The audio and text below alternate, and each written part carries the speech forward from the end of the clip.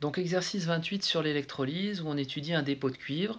Et donc afin de réaliser un dépôt de cuivre sur une pièce de monnaie, on veut passer donc du cuivre sur une pièce de monnaie, on réalise l'électrolyse d'une solution de sulfate de cuivre 2 entre une électrode de graphite, c'est-à-dire la mine d'un crayon de papier par exemple, et la pièce à recouvrir. Donc on met une pièce de monnaie et le but c'est donc de déposer du cuivre dessus. Sur la cathode, on observe la formation d'un dépôt métallique rouge. Sur l'anode de graphite, on observe le dégagement de dihydrogène. On a les couples oxydant-réducteurs en présence, donc les couples Cu2 plus Cu, et le couple O2H2O.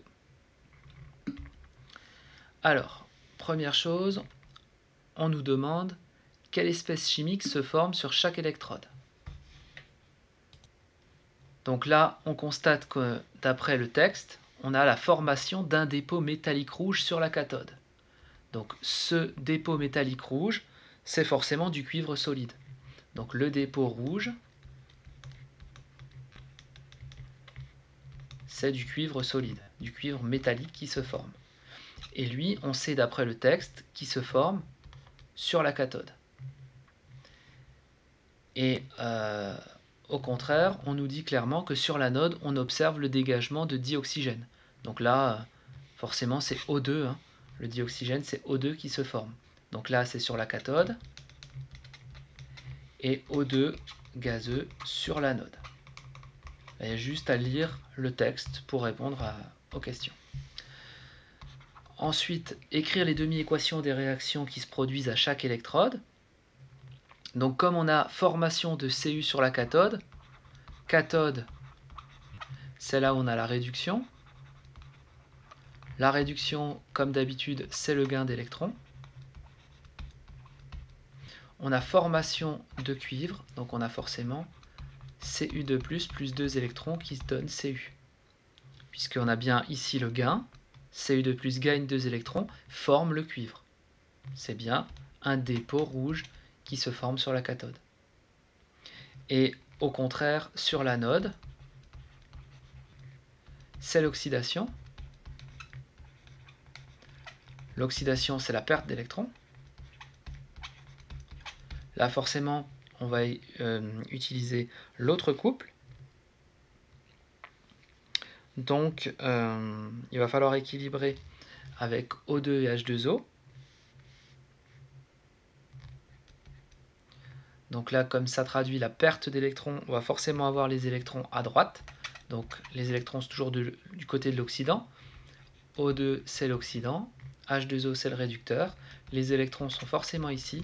Il ne reste plus qu'à équilibrer cette demi-équation.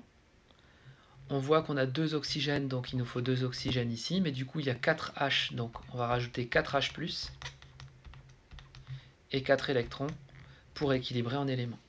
Donc là, on connaît parfaitement ce qui se passe au niveau de la pile, au niveau de la cathode et de l'anode. On peut éventuellement rajouter les polarités de la pile. Ici, on va avoir de l'électrolyse, pas de la pile, pardon. On va avoir, on le voit, hein, le courant, il va du plus au moins. Voici le sens du courant. Et puis on peut placer aussi le sens des électrons en rouge. C'est évidemment le sens opposé. Donc au niveau de la cathode, eh bien, on a la borne négative. Et ici, au niveau de l'anode, on aura la borne positive de l'électrolyse. C'est bien ce qu'on voit ici. Hein. La borne moins est ici. Et la borne plus est là.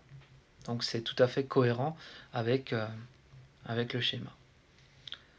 Ensuite, question C, en déduire l'équation de la réaction d'électrolyse.